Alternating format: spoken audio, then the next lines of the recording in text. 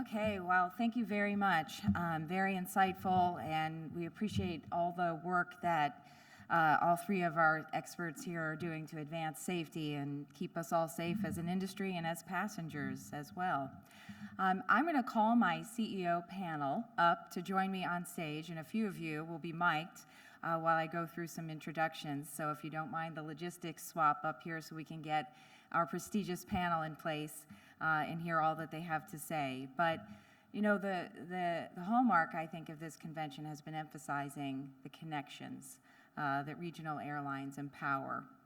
And you know, wherever you live in North America, you're just 2 flights away from Honolulu or Paris or Tokyo, and that's thanks to regional airlines. And I said yesterday, I'm proud to represent this industry, and I think our leaders here are proud to represent the industry in the role that we do.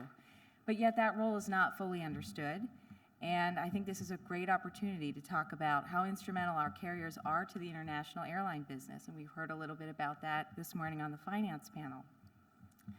But today, regional airlines, again, are 41% of the departures. 2/3 of the communities in the United States get their only source of air service exclusively from regional airlines. And departures are similarly critical in Canada. So with me today are individuals who are well known to most of you. They hardly need introducing, but down the line, allow me to briefly welcome our panelists. Rick Leach, our chairman, is making his way up. He's the president of Transstates Holdings and the CEO of 3 airlines, Transstates, Compass, and GoJet. He's been with Transstates since 1988. Brian Bedford, our immediate past chair, has more than 30 years of experience in the airline industry. He's been the CEO of Republic Airways since 1999, growing the industry from a fleet of 36 turboprops generating $85 million annually to 200+ E-Jet fleet generating more than $1.3 billion in revenue annually, and he's making his entrance just on time. Linda Markham is the President and Chief Administrative Officer of Cape Air, a position she has held since March 2013. Upon Linda's arrival at Cape Air, the company employed approximately 300 people and served 17 cities. Cape Air now employs approximately 850 people and serves 37 destinations in 4 regions around the world. Joe Miller, the COO of Endeavor Air, joined Endeavor's executive team in November 2017 after holding several key leadership roles at Delta Airlines. Joe has a diverse background, holding both a mechanical engineering degree and an MBA, and has worked in nearly every aspect of airline operations. Tim Combrick, president and CEO of Empire Airlines, has been actively involved in aviation since 1971. He's logged over 13,000 hours as an airline pilot, check airman, and instructor. He's an airline transport pilot with type ratings in several aircraft. Lyle Hogg, the president and CEO of Piedmont Airlines, began his career in aviation as a regional airline pilot for Pilgrim Airlines, in 1981 flying the de Havilland Twin Otter -6, a predecessor to the -8. He served as vice president of flight operations for U.S. Airways, giving him insight into mainline operations. Steve Linthwaite has been vice president of flight operations for Jazz Aviation, Canada's largest regional airline, for more than 8 years. He's responsible for the safe and efficient administration of matters pertaining to flight operations, flight training and standards, in-flight services, in-flight training, and onboard product. So before we begin, a note on format. Our time is limited for such an esteemed panel, but we do expect to take a couple of audience questions before we close out. And additionally, our panelists will be on site today, so I hope that the good conversations that we start now can continue next door in our exhibit hall. So let's begin. As I make my way over here. So rather than asking for opening remarks, I thought I would ask a question down the line.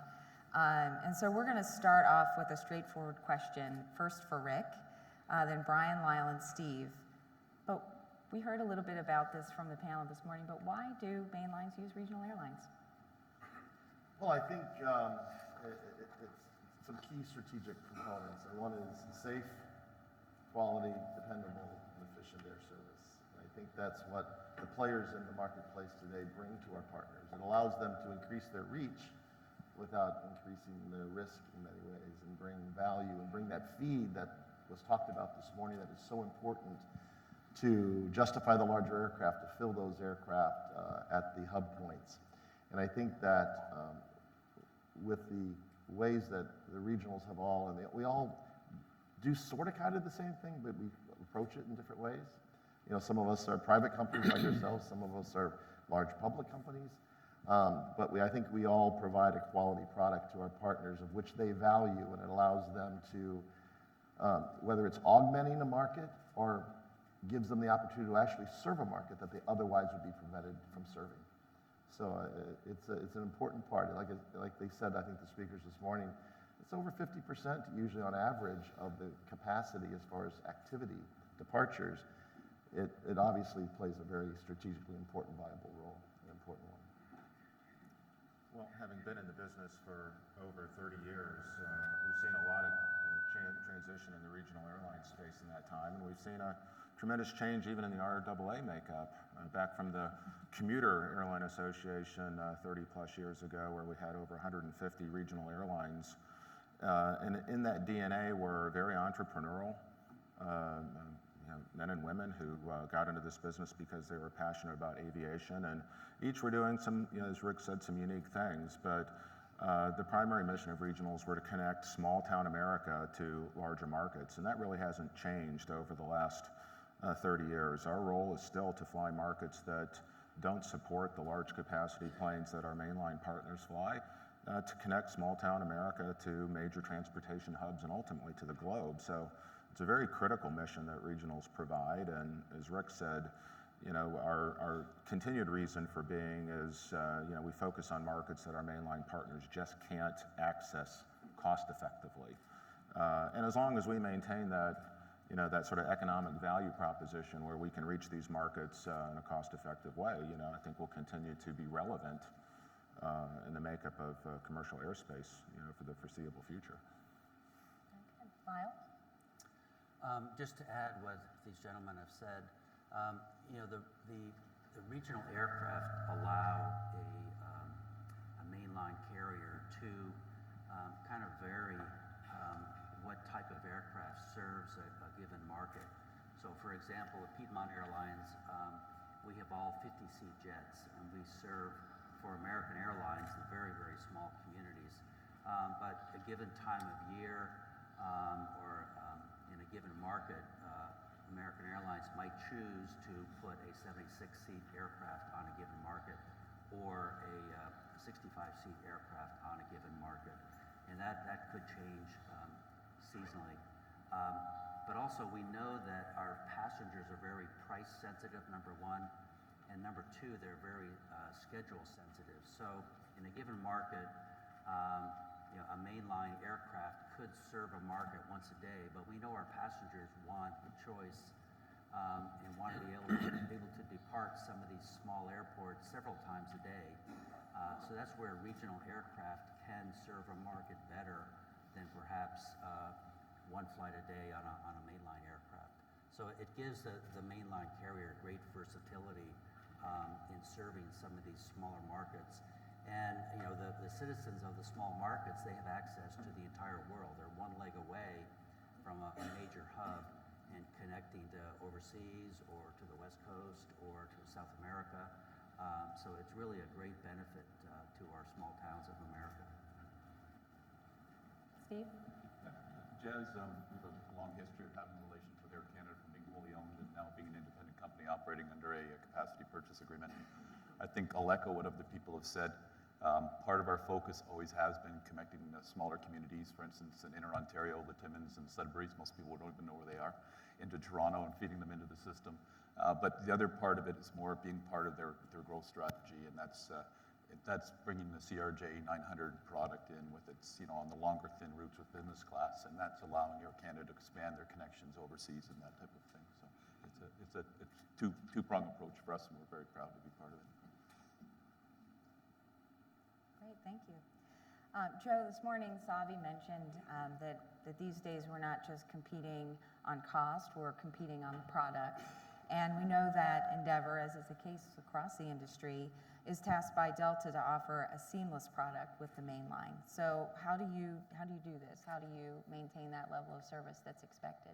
Well, if you go back 5 years and you look at, the panelists talked about it, it was more of a cost-centric type of model. And she was exactly right. When competing now on service and quality is so vital.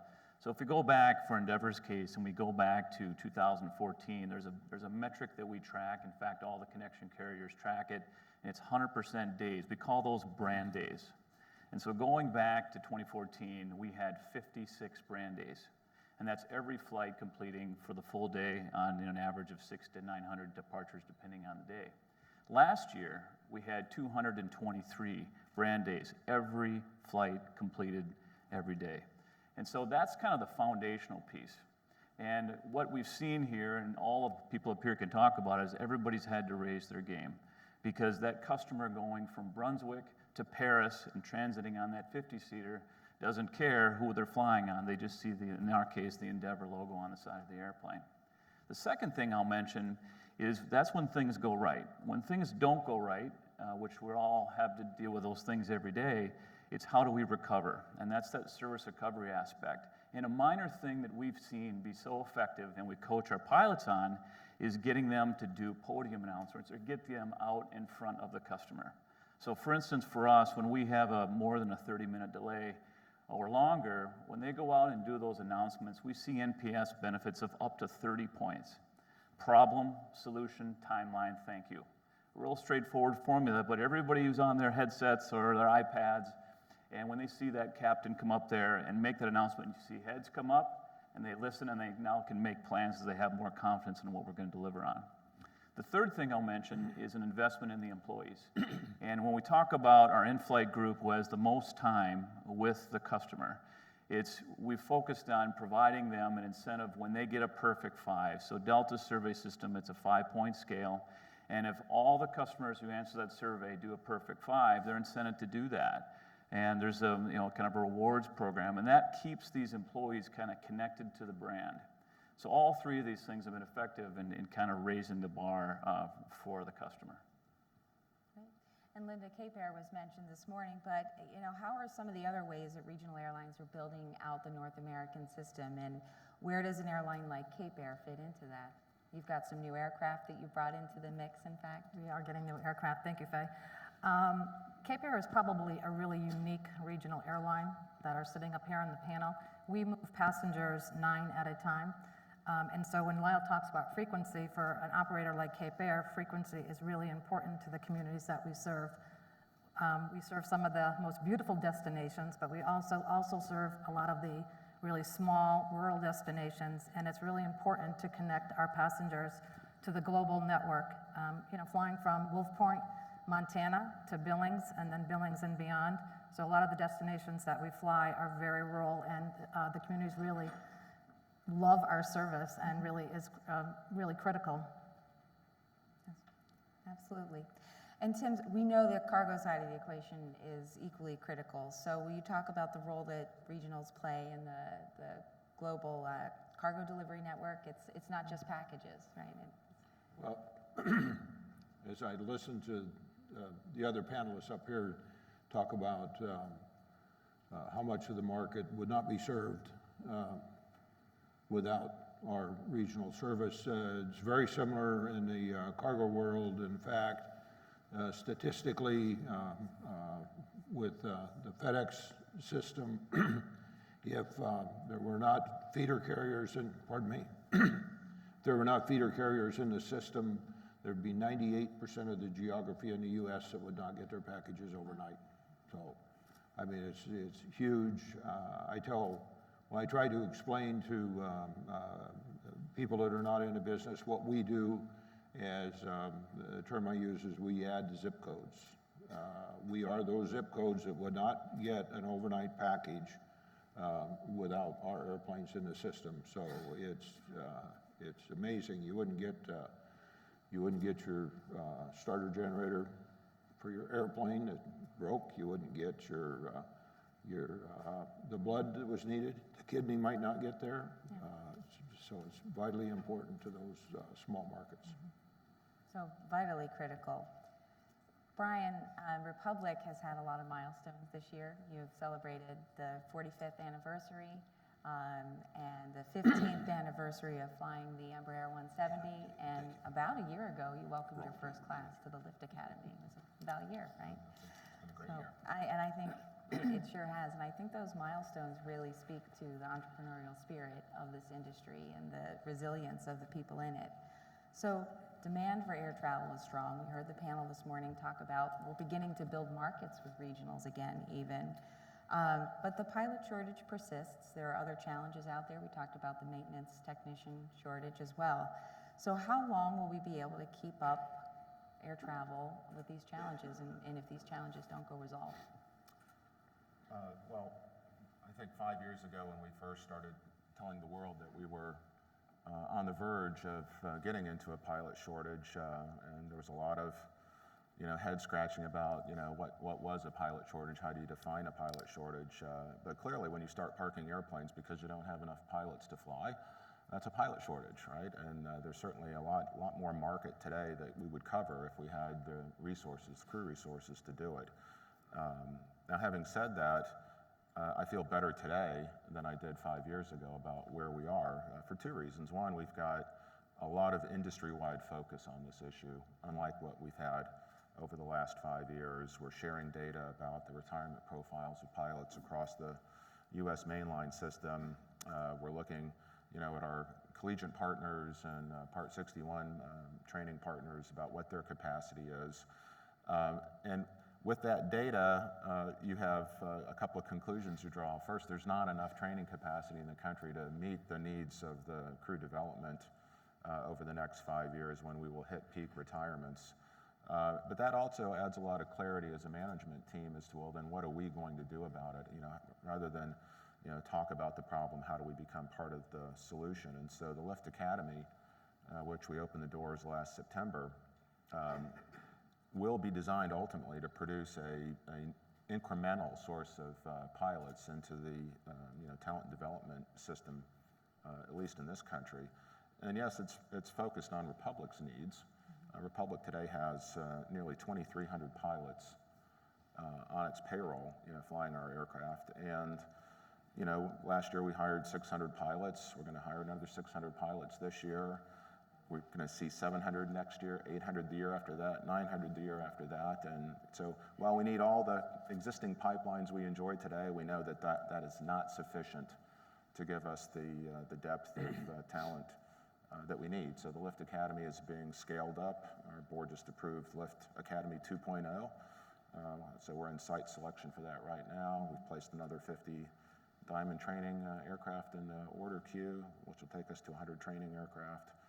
We seated our 200th student this month. We'll be at 250 by the end of the year. We'll be over 400 by the end of next year. And the goal is to source half of our pilot need, through our proprietary pipeline. But again, it's when we look at the barriers of entry, and Faye, you talk about these all the time, it's how long it takes to become a pilot, how much it costs to become a pilot, and then just the general awareness about the return on that investment for moms and dads.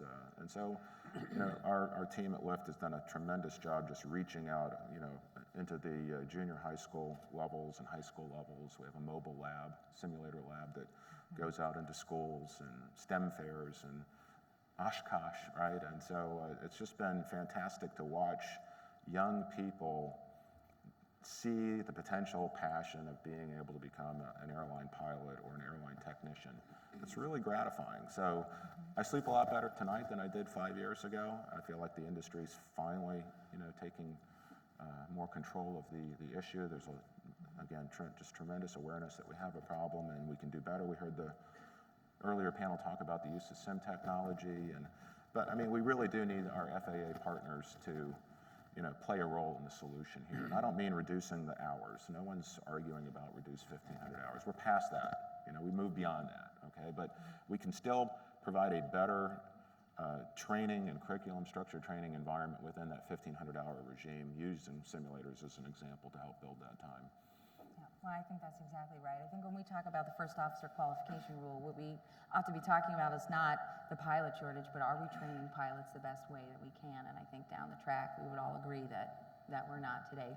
We're going to get into that in just a minute, but first, you mentioned reaching out into students, very at a younger age and exposing them, and I think we're all doing those types of things. And one of the things that's just been resounding cry for action is that we need to diversify our flight decks and maintenance technicians as well. And you're doing a tremendous job with this. And Steve, I know that you're doing a lot in Canada with the indigenous populations, but the question is really to all, what are you doing on this? What are you actively doing to bring more diversity into our aviation workforce? I'll speak to it. I had a few slides. It's only 47 slides, so don't worry. Exactly. It's only 5 or 6 slides. Yeah, at Jazz, we really it's part of our core values of embracing diversity and knowing that through our differences we become a stronger company. So we really put a focus on this. It's a culture at Jazz. And I think also from a more practical point of view, we talk about shortages in industry, and we have untapped people that think they have, for whatever reasons, the system works against them, and they don't think they can become a pilot. They don't know how to do it. So I think our responsibility, what we've really worked on Jazz, is trying to build those pathways, those partnerships that encourage that. Next slide, please. I won't get too far into this. Maybe we'll just, but you have to look at the short-term, medium-term, and long-term requirements to this, and I think you need to set them out. We'll just keep moving through. One of the key ones that I'll talk as we move into the next slide is promoting role models. What we put a real focus on is making sure that the people that we're trying to recruit, we try to target it. We have female captains or female first officers. We participate in some of the Indigenous career things, and we make sure the Indigenous members of Jazz, the employees of Jazz, participate as well, and really get those role models out. I always use the example as a white male. When I was 18, I had lots of options. And what we need to do, because I saw a bunch of white males doing a lot of things out there. And so what you really need to do is get that more diverse part of your employee group out there and show young people that they can do it.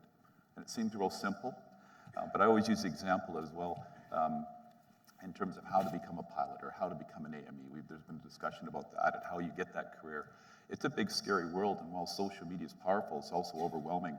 So it's important to get the message out to young people how you become a particular profession, and it makes it a lot easier.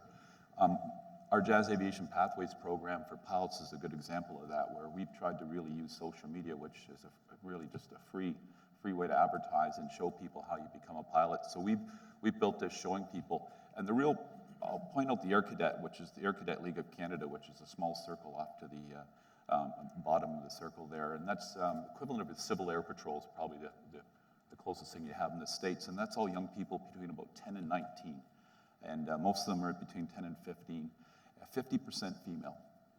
Right there is just a great opportunity to target young females and show them the way to become a pilot, an AME, or whatever interest they have in aviation. So we actually have a connection now where there's a power program at the Air Cadets, and we give 2 of those award people every year, another $3,000 if they go to one of our Jazz Aviation Pathway schools that are listed around. And the success of that is we just started this 2-3 years ago, and we're hiring our first direct entry former Air Cadet that actually got our scholarship a few years ago, went to one of our flight training institutions, and we're hiring him next month. It's little things, and it's only small, but you start with the small examples, and it builds from there. So the pathways, and as well, right from the start with our Pathways program, we always give out a Jazz Aviation Pathway Award for professionalism. At the very start, we also had an equivalent award with the same amount, $3,000 for diversity as well. So every school each year picks one top performing individual, and we validate it. We generally take the advice of the institution. They win they get $3,000 towards their education to use whatever way they want, which as a pilot especially, there's no problem using $3,000. But as well, they get an opportunity and they get an interview for a possible direct entry position with us. So that's one way. Next slide, please. Also, one of the real difficult areas is Indigenous people in North America. And because of the history, and justifiably, they're very careful of how they deal with a large company or a large institution. So what we've done is, it's a very relationship-based situation we have with the Indigenous population, but we've tried to create relationships and opportunities. And getting back to my short, medium, long term, and I think the Lift Academy is a great example of this, is with the Indigenous community, this is at best a medium, and if not a long term, you have to set, because there's a whole culture there of having no opportunity to do the things we're talking about. So it's going to take, you've got to attract the 10-year-olds now, let's say, that they know that in the future they could become a pilot or a flight attendant or an AME. So we have a relationship, for instance, with the First Nations Training Institute. It's an Indigenous flight school in Southern Ontario, and they have summer camps. And so actually those are triplets there, if you believe it. They're those ladies with the jazz hats, the photos there. And we see a real opportunity in that. It's just sparking the interest. So that's one as well. I'm also in charge of in-flight. We have a relationship with Rupertsland Institute, and they provide French training because our flight attendants have to be bilingual. So they provide French training, and then we give them opportunities for jobs. So we hired a class of 6, I believe, last year, and we're continuing that to get more Indigenous people into that. Next slide, please. Let's keep moving. Anyways, we can skip through these. We'll go back to our questions. I mean, part of the awareness, it's awareness, and they're just getting by the traditional thinking. Keep moving on. Thank you. And then the other key I think you have to think about when you get into this is retention. So we have Indigenous, we have a lot of diversity groups. We have our Diversity Council, Indigenous Employee Group, LGBT, and then also once you're there, we have the Chorus for Women, which helps females inside our company to progress. And we're quite proud. I think it's the last 7 years we've won one of the best, Canada's best diversity employers. So things like that helps us recruit and attract people into those non-traditional roles. And that's just a recap. Thank you. Well, thank you very much, Steve. And anyone else? And Linda, you're on the board at Women in Aviation International. So I am. I'm on the board of Women in Aviation International. I'm going to be the incoming chair this year, so very excited about that. I actually think it starts at the sea level. I think if you look at this panel, you have one female sitting up here besides our moderator, and I think that we need more women in leadership roles to be able to promote more women in aviation. Historically, aviation has really been a male-dominated industry, and it certainly has made great strides over the years, but we still have a long way to go. So I would say more women in leadership, senior leadership roles on the boards, and really then be able to promote women throughout the organization. We do a lot with Girls in Aviation that we host every year at Cape Air. We have a lot of internal programs where we support our females who want to become pilots through financial commitments at Cape Air. And today we have half of our chief pilots are females. So we're really trying to make great strides just to improve the whole knowledge base of women in the industry and what they can become beyond pilots and technicians. what are some of the other programs that are working for the others? So, the pilot pipeline really dried up after 9/11. It was a difficult decade for the airline business. Airlines were furloughing pilots. There was concessionary contracts, labor contracts, and it was a difficult time. But when it came time, when the industry became more attractive again to young aviators, it had gotten so expensive that there was roadblocks to people who did not have the funds to get into aviation. And so we've all done things to try to encourage people from inner cities or people of color to get into aviation. And so, for example, at Piedmont Airlines, we have programs where we help finance education for young people, particularly those who get out and become a CFI. That's typically when your student loans come due. And so we help young CFIs pay those student loans. And we also provide bonuses for those people who are coming to work for our airline. Additionally, our parent company, American Airlines, has a cadet program as well. And through that program, people can get low-interest loans to make it a little bit easier to enter the business. There's many pathways to become an airline pilot or a maintenance technician, but some of those pathways now are starting to dry up a little bit. For example, some of the military transition programs are starting to be tapped out a little bit. So we're realizing that we have to grow our own, whether it be a pilot, And we have to partner with the aviation programs throughout the country for mechanics.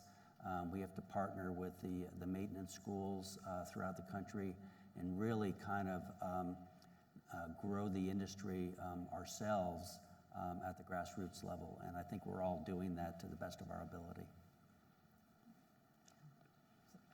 Well, I was just going to say that this has been a challenge for the industry since inception, right? And I think a lot of it stems from the fact that most aviators came out of a military background, and the military, unfortunately, until very recently, wasn't terribly welcoming of females in the cockpit either. But as those barriers fall, we continue to see barriers in the commercial side fall as well. And the focus for the future is to be much more intentional in our recruiting efforts for better diversity in the cockpit, whether that's female or minority. I think both are an equal challenge. At the Lift Academy, the door's open for everybody. We're casting a wide net, looking for people who are just passionate about aviation.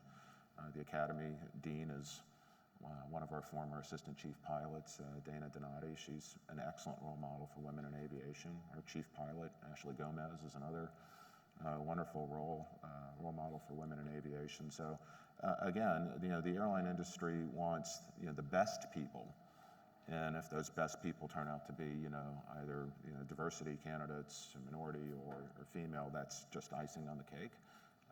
We're not going to reduce our standards just to create pathways for selected people, but I think we can again be more intentional in our recruiting efforts. And that means looking at these initial steps in the pathway to a career in aviation, whether that's in the cockpit, whether it's the hangar, whether it's management. And so I think Republic's done a great job of focusing on that and improving in all those areas, but we can do more. And even with our intentional efforts, at the Academy, we're still under 20%. But a lot better than 7%. But a lot better than 7, yeah, that's right. So there is hope. Yeah, we're making progress, although, as you say, Linda, not quite enough. And I agree also, women at the top, women in leadership roles, because those few of us there, we recognize one another, and there's a little family to it, isn't there? So, but we've heard a lot about. I'll promote our Women in Aviation Day. So I don't know the exact date. It's October 5th. So yes, we've got industry female leaders from across the board coming in to work with 200 young ladies in Indianapolis to promote aviation careers. So October 5th. Okay, that's wonderful.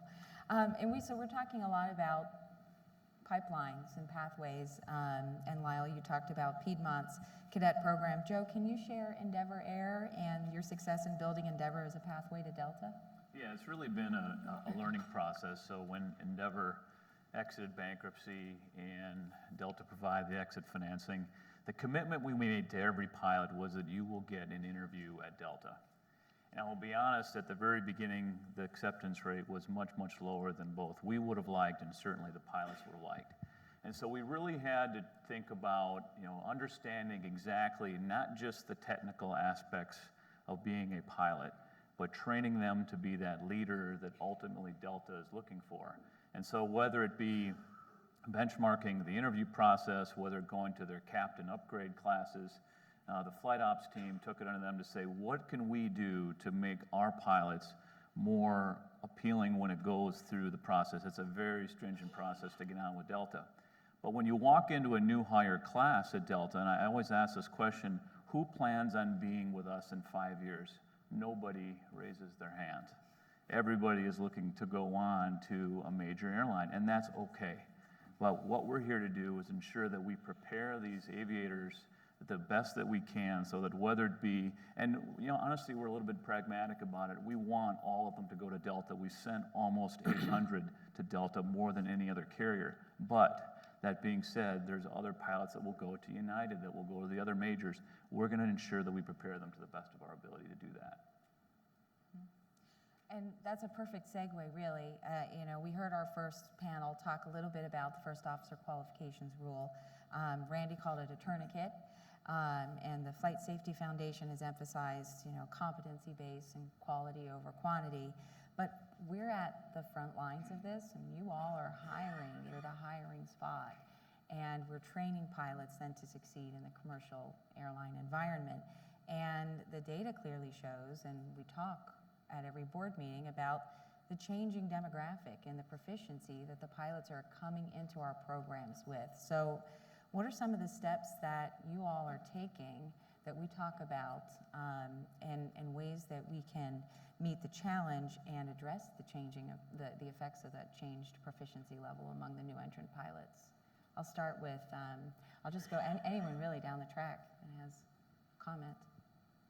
Well, I can certainly start, Faye. When it comes to I guess one thing that everybody always needs to understand is the pilots that go through, everybody on this panel trains to proficiency. Everybody that goes out and starts flying for these airlines always have to meet the high standards. Now, I think to Faye's point, we're finding that certain students are really struggling to get through that, and in some cases, some of the rejection rates that we have on our training is higher than we would like and we've seen in the past. There was a big study done. Dr. Smith came into a lot of the carriers you see up here and looked at what makes a successful pilot, and a lot of it had to do with recency.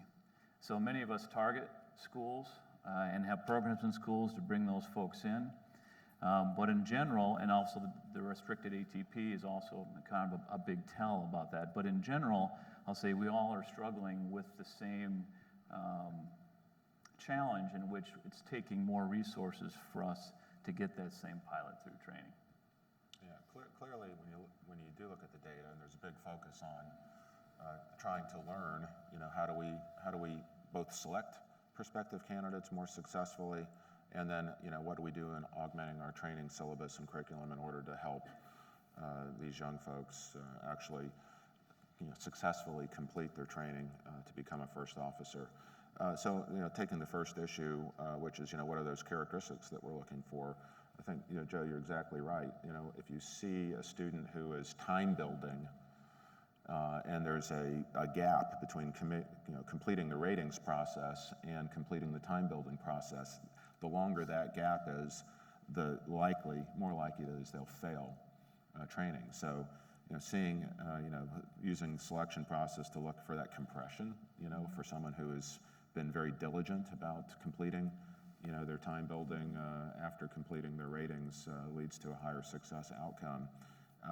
Clearly people coming from, collegiate training programs tend to be more successful than those coming from, less structured, less traditional training, flying schools, if you will. So, there are a number of elements, but again, the industry's casting a pretty wide net right now, just trying to, put enough candidates through the training process in order to hopefully get enough candidates successfully out of that process to continue to staff to our standards.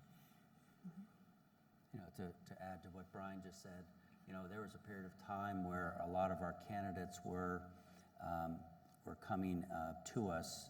A certain percentage of those candidates had been out in the industry for quite a while before they applied to the airlines, and partly because of the 1,500-hour rule, the pool was quite small. So people coming to us without the recency of experience, in many cases, didn't do all that well in training. We're seeing a better result now when we get people coming from the more structured training programs to us. They're having some better success. But we all know that these young aviators are only going to stay with our companies for a fairly short period of time. And so this is the reality of the industry now, and that we have to have fantastic training programs, and we have to invest in equipment, simulators, and fixed training devices, and really have top-notch training for these young aviators. And that's the way the business is going to be for their foreseeable future. So investment in training tools is very, very important going forward for all of us. Great. And Linda, when we do talk about some of the ways that pilots do have to get experience now, and the other ways to support them getting experience earlier in their career. You've gotten a lot of credit, rightfully so, for the innovative training programs that you're doing. Will you talk a little bit about Sure. those? I think many people are aware of the University Gateway program that we have partnered with JetBlue, and that is where we hire somebody in the 10th grade, so they become part of the Cape Air JetBlue family at a very young age. They're assigned mentors. They come and they do an internship at Cape Air or JetBlue, and then they will go through a defined pathway program. To date, we have over 70 pilots that have gone through that program and are still at JetBlue, so there has been zero attrition, so that has been a real success story. But one of the other creative things that we've done over the past, because we're really trying to make a small difference in the supply in the pilot industry, is we have our first officer farm team, where we're able to hire pilots. It's not a requirement that we have a first officer in our 9-seat aircraft. So we're able to hire lower time pilots, typically around 500 hours, and then they can sit right seat and build time until they get to 1,500 hours, and then we upgrade them and they stay with Cape Air for another 1,000 hours, and then they can move on. We all know that pilots are going to go on to other major airlines, and Cape Air is certainly one of the best, I think, one of the best initial starts for a pilot's career. We do some of the most challenging flying and some of the most challenging weather conditions. They're learning instruments. They're really having great mentorships. We not only have great pilots that work for Cape Air, but we also have a great Gull program where we have the ability to hire captains that retire from major airlines because we don't have the retirement mandate. So they come back and fly because they have a passion for aviation. But we also found that they are probably some of the best mentors that we have that are currently flying the line. We've worked really hard with our union reps to have the ability to hire people part-time. So a lot of the people who want to come back and fly, they might not want to fly full-time. So we've done some part-time flying and on-call flying, and it's really good to have that diversity in our pilot group. That's wonderful. So I'm going to open it up for a couple of audience questions if we have any. Any questions in the audience?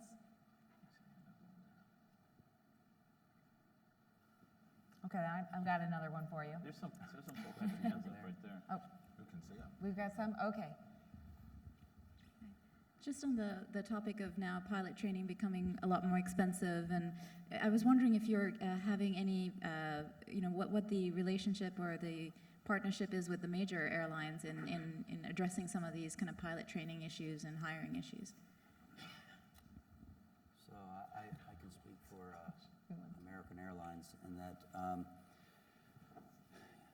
the better our training is, knowing that our pilots, we have a flow program, so our pilots flow directly into American Airlines. The better our training programs are, and the more standardized our pilots become, we provide a better product to American Airlines. So American is easily in favor of investing in our training programs. And matter of fact, we try to align our training programs and our procedures as closely as possible to the procedures that American Airlines uses, so that when our pilots do flow to American, they have they're already very familiar with some non-aircraft procedures. They already fly into the American hubs. They already wear the American uniforms. And if we can make our procedures as close as possible to Americans, it just makes it that much easier for our pilots to become an American Airlines pilot someday. So we're very tied to our parent company from a training perspective. Anyone else comments on that? Well,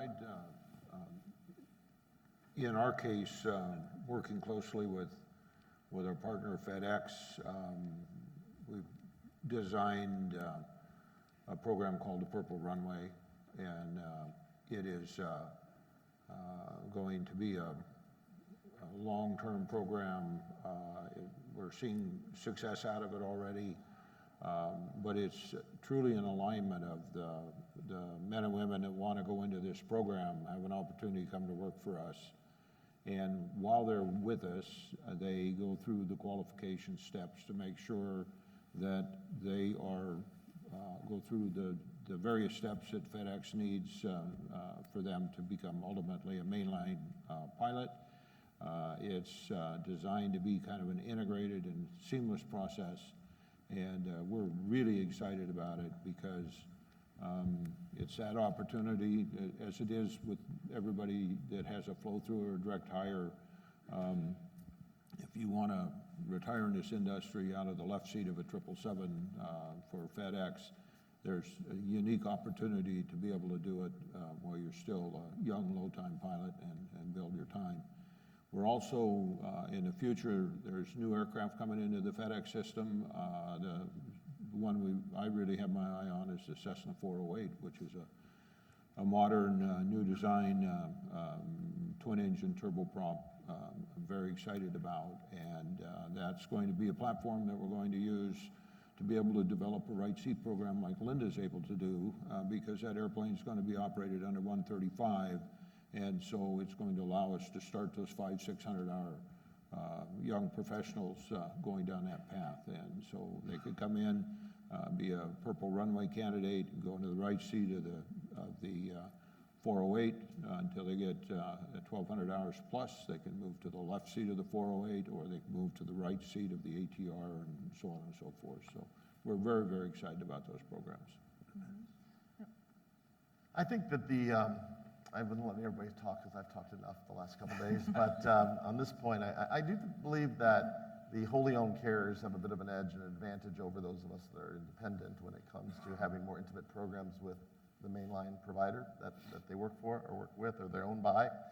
And we've had to be a lot more creative. I do believe I spent a lot of time talking with some of the leadership at the various majors, and it's really important for us to keep these valuable assets, these valuable pilot assets in the brand, to create a pathway and show a roadmap for them to achieve their career objectives by staying with us and then immediately being able to partner with a brand that they've embraced and that they've been flying for, a cultural brand that they have supported for years.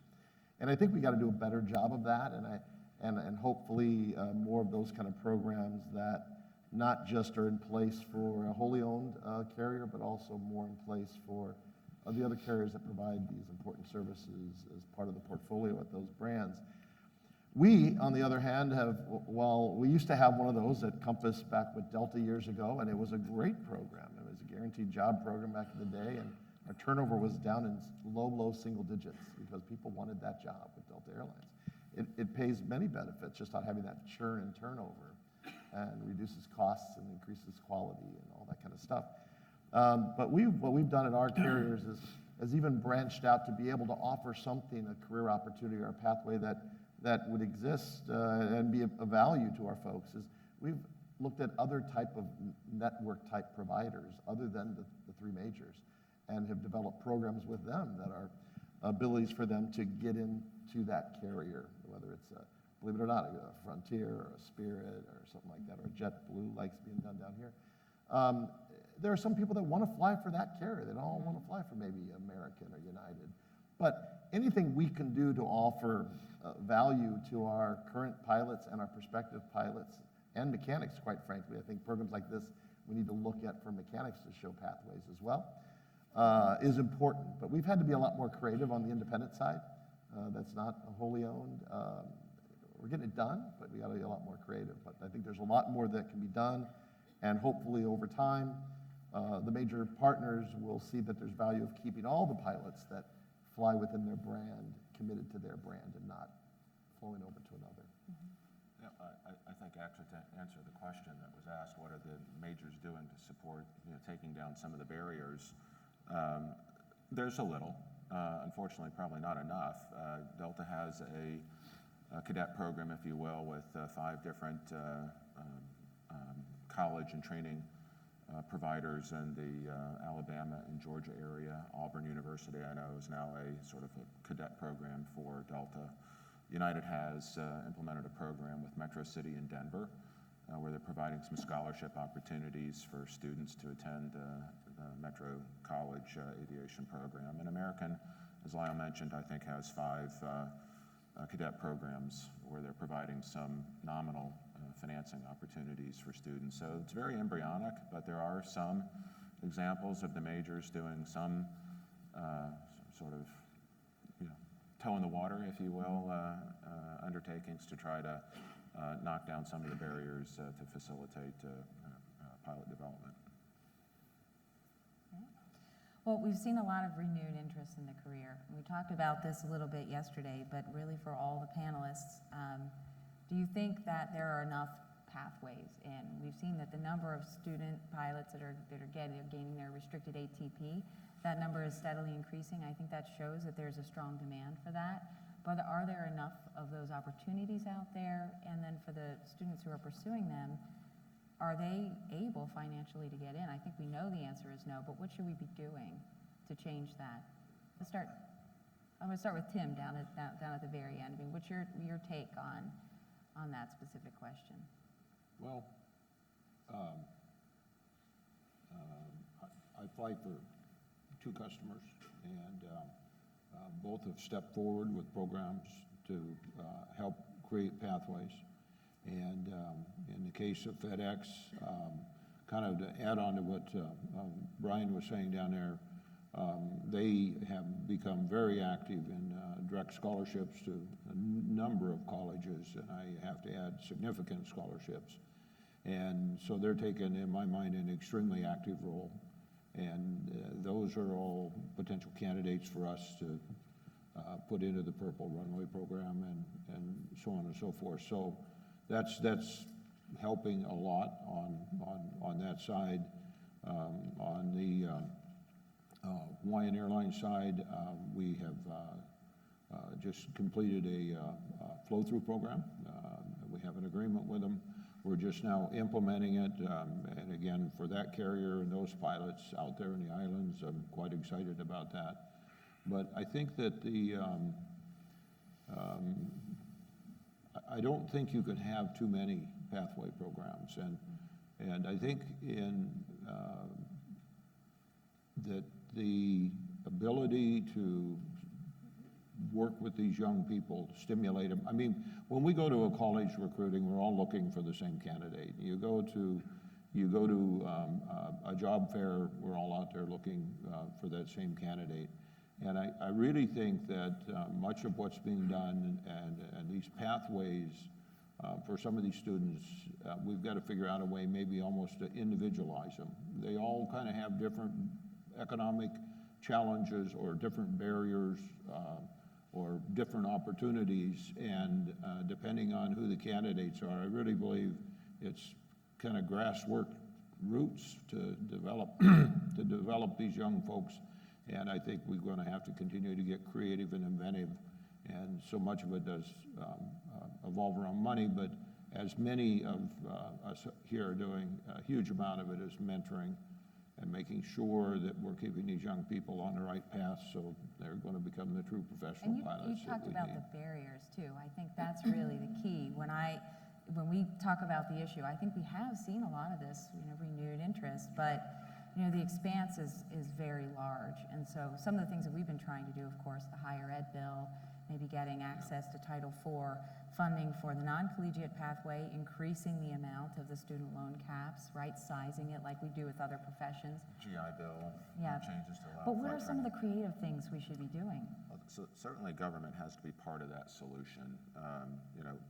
Private enterprise, in our case at least, we've gone to the commercial market. We've developed funding sources for students to be able to support loans.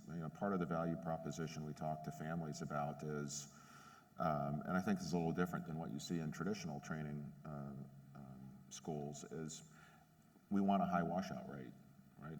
If we think we do a lot of personal testing and assessments to see whether the student might have the right attributes and skill sets in order to be successful as a commercial airline pilot. But you really don't know until you get them into the training process. And so we establish gates, and if they can't get through the gates in a timely way, we take them out of the process because we want to assure mom and dad we're not going to waste your money, okay? A lot of schools, unfortunately, will train, as long as the check's cash, training will continue to be delivered, and that's really not doing a service to the students who actually aspire to a job they're unlikely to be able to hold. So making sure, again, that we're being responsible with people's money. I think the government certainly can provide student loan fundings at a much lower interest rate than what we're able to gain from commercial banks. But there are things that are out there that, the industry needs to take advantage of. Again, we just received a Department of Labor qualification under the National Apprentice Jobs Creation Program. And so now our CFIs qualify for that support, as well as creating a new AMT pathway program, apprentice program. So again, these are not going to be, world-changing, problem solving in the absolute sense, but they're parts of the puzzle that have to come together to create new pathways for students. I think we can talk about with the new FAA administrator, Steve Dixon, picks up on the conversation that Randy was having earlier about if we do simulator credit, should that count for more than one unstructured hour of flying a single engine plane in daylight VFR? And I think the answer is it should, because it's a lot more expensive to deliver structured simulator training than it is to put a former student in a non-controlled environment in a single engine, propeller plane. So, I mean, we just have to be sensible about how we're delivering structured training to students and do it in the most economical fashion possible. Steve, what are you experiencing in Canada? Personally, I believe, because the great job industry's done right across North America, I think the pathways are there. I think the interest is there. We're starting to see it. In my mind, the biggest impediment, and I think it's to the lady's comment, is the finance part. And to your point, I think government does have to get involved to sort of solve this problem more so and recognize it as in the case, it's good on the AME side, luckily, there's colleges in Canada that you can go and get a, subsidized education, become an apprentice AME, which is great. So that's there. But on the pilot side, the financing continues to be the biggest impediment, especially if government really sincerely wants us to diversify our workforce and get people, that would not traditionally become a pilot into the role. That's how you're going to break that chain in my mind. Okay, so go ahead. I was just going to add, I'm glad Brian's sleeping better at night, but we're really, Me too. we're really not out of the woods as far as our needs for pilots. The attrition at the mainline level is going to increase from here. And as Rick said, we've got to continue to be really creative to keep this pipeline full, whether it be financially or other ideas to attract young aviators. So we're doing okay right now. We've made a lot of progress, but the next few years is going to be very challenging as well. I think that's a great point indeed, Lyle. I mean, if we look at the Airmen's database and the ages there, almost half of those pilots today will be retiring within 15 years. So anyone who thinks the pilot shortage is over is probably not looking very carefully at the data. Just a note on format, I'm going to let the panel go 5 over. We're having such a great conversation. I'm going to take one more question from the audience, and then I'm going to have a quick close for all of you. Is there any other questions? Thought I saw a few hands, but a little difficult for us to see. Okay, then great. You can all have an extra 15 seconds. What we heard the first panel talk about, the closing question was, what does the industry look like in 10 years? And I think that's my question. What does the industry look like in 5 years or in 10 years' time? I'll start with you, Brian. I want to go last. Yeah, but you're so shy, so I have to prompt you. I'm very optimistic. And while I'm sleeping better, Lyle, that's 2 hours versus 0 hours. So just to put some context there. No, look, I mean, we see flight schools are full. We saw Embry-Riddle announce, record classes coming into the profession. So I think, again, if the first step was build awareness, reach a consensus that there is a problem, let's build awareness, that there is a great career opportunity here. I think that's a box we can check. Not that we should, slow down or pull back on our efforts to continue to promote the profession. But I think overall we're seeing the hard work of the last 4 years is actually starting to. There's green shoots, right? So, but we can look at the data and we can see there's still not enough training infrastructure in the country to satisfy the ultimate need when we get to peak retirements in 2023. So, foot's still on the accelerator when it comes to both pilot development and technician development programs. So we shouldn't rest on those issues. But again, I'm very optimistic on the future of the regional, mainly because I think when I look at what we do, which is feed our network partners, I sense their optimism. about continuing to grow, that the brand matters now, that the product is important. It used to be, race for the bottom on costs, and I'm not saying that's gone. Costs are sort of still on the table stakes to get in, safety's table stakes, but now the conversation's focused much more on, the quality of service and the reliability of the product and the seamlessness of it.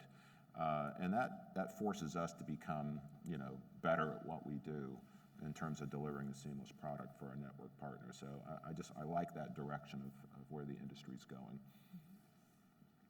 Yeah, I agree with Brian. I'm very optimistic as to what we see and the value and the role we play, but I do believe we need a great deal more outreach. We've got to continue to plant seeds and stimulate interest of folks wanting to get into this business. I think there's so much more we can do to get the message out to farther corners of our country and our areas that we operate in, to make people aware that this is such a viable and exciting and real, achievable, attainable goal for them to be an aviator in this business.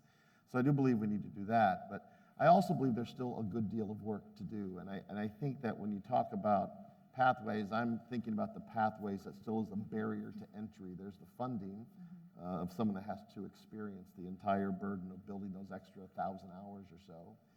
But there's also, we've got a great deal of data ever since this program started that we've all collected, very good scientific data, real-time, actual data of the quality of the candidates and what we've had to do from a training perspective. And I think we've all done we've made our programs, we continue to push the bar on our programs up, our training programs, to make sure we have the highest quality candidate that comes out. But I do believe that we need to continue to petition our leadership at the FAA and administrator to look at these alternate pathways that exist that can take the scientific data that we have, the safety-centric data that we have, and use that to apply to create pathways that gets these prospective aviators from these great programs that exist today more quickly into further supervised, really quality training, really quality hour building programs that can get them into the seat better as a higher quality candidate that happens today. We need to do that, but very optimistic still. I think the tools are in place. We got to have action still on a few things. Okay, so two optimists, Steve? I'm going to be an optimist as well. And I think one thing we underestimate, we don't take credit for in the regional airline business, is our ability to adapt with relatively few resources. I think you get a core team. I think we all know it. We all have the core team of people that work in our organizations that actually get a bit of a high out of solving those problems that we continue to see to remain competitive with the regional airline business. The airline business is competitive enough and changing enough, and I think it's even, it's magnified at the regional end just because of the pressures we have over in the environment we're in. Joe? Well, I will say it's a great time to be part of the flying public because it's fierce competition for, if we go look at where regionals have gone, we have shrunk. In general, I think we're 5 or 6 years behind mainline when it comes to consolidation. The other panelists talked about that. That's real, and it's competing on who can provide the best value for the end customer, and that seamless product. So that's a kind of an overall trend that we see happening. One thing we didn't spend a lot of time talking about, what is a very concern of mine, is actually mechanic or technician shortages. I think we talked about it. There were some other sessions we had, but it doesn't get as much press.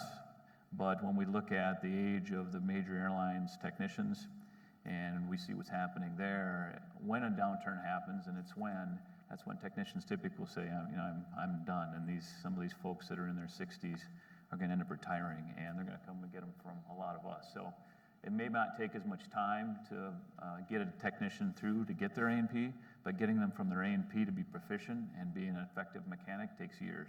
And that's something that, I don't want to be a negative Nanny here, but that's one thing I think that we need to spend a little more time focused on. But overall, it's a good picture for the regional space. Linda? Yeah, and I would ditto with my colleagues here. Very optimistic about the regional airlines and next 10 years. One thing we didn't talk about was technology, and I think that we're going to see some real technology improvements over the next 10 years, like electric aircraft. It's not that far away, and someone's going to do it. So I think we're going to start to see more technology come into the airlines. I agree with Joe, the challenges with the technician shortage is here and it's real, and we need to spend as much time and effort as we have with the pilot sourcing as we should with the technician shortage. My concern is there's two items we really didn't talk too much about today. We focused a lot on pilot issues, but from a technology standpoint, we need to make sure that regional aircraft are not shut out of our major hub locations from a technology standpoint. That could hurt our small communities as much as lack of pilots. So we need to be very aware of how we move forward from a technology perspective. And additionally, because of these mainline airline scope clauses, most carriers allow a 76 or 78 seat aircraft or smaller, and then a second category of a 66 or 65 seat category. You know, this industry was built on 50-seat aircraft, and we're probably not going to see new 50-seat aircraft developed, but we need a robust aircraft type in the 65 to 66 seat range, which it seems like we really don't have a real good choice in that area at this point in time. So those are my two concerns. Well, the good news of being last is I just can agree with my peers on everything that you said here, and we can kind of end it that way. But I would like to make a couple of points. I myself, am very optimistic about where the industry is going and the opportunities we have in front of us. There's never been a time in this industry where we haven't faced some critical challenges. So they're always going to be there. Right now, it's focused on the human side of it, but those challenges will remain. I would like to point out that one area that I'm concerned about is as the industry grays out, as people retire, it affects the management of the company too. So we still got to make sure that we've got a good source of younger people that have the desire to move into management. Right now you see more of a trend. How can I get to the right seat of a mainline carrier faster than any other way? But at some point we got to be making sure we're picking off these people that have the talent and the desire to be in the people management and the technical side of it to help support all these new pilots and new mechanics that we're going to have. So. Absolutely. So Rick, I'm going to give you the chairman's prerogative. You're going to get the final question here, and it's something you can redirect out to the audience. But look, we all are here because we love the regional airline industry, and we love the service that we provide, and our supply partner companies are here as well for the same reason. So give us some homework. What should we all be doing over the next year to defend this industry we love so much? Again, I think you need to be engaged. I think we all need to be engaged. We're all play a very important, vital role in the business. And I think we've got to have a major outreach. It's not just the airline's problem, and it really isn't just government's problem. We all have to play a role, and even the smallest roles, those successes will all build on successes. So I think the takeaway is to go out there and take an action. Do something different than you have done today or done in the past. If you've not done anything to increase interest or to plant seeds or to create or motivate folks to even take a glimpse or look at the great opportunities and vast opportunities that exist in our industry. Because many of them won't ever have that access or even think about it unless we give them the opportunity to listen or expose them to it. There's a bunch of us here, and you have a bunch of folks like us back at home at our companies, and I think we need to have this something that breeds a lot of a motivated outreach success, because we've got to get those kids in those younger years, even the latter elementary school years, all the way into junior high and high school, so they see this as a real opportunity that's achievable and attainable for them. And many of them, it's probably not even on their radar. So we, as leaders, as people currently invested, need to go about and do that. That will help us build these pipelines. That will help us hopefully solve some of our problems of sourcing, because we need an interested grassroots effort, and we need a population that wants to aspire to be in the aviation industry. So I'm hearing go forth and motivate, right? Go forth. But before you do that, go forth and network. So I think we'll bring this panel to a close. This was just so wonderful. Thank you to all of our panelists. And thank you to all of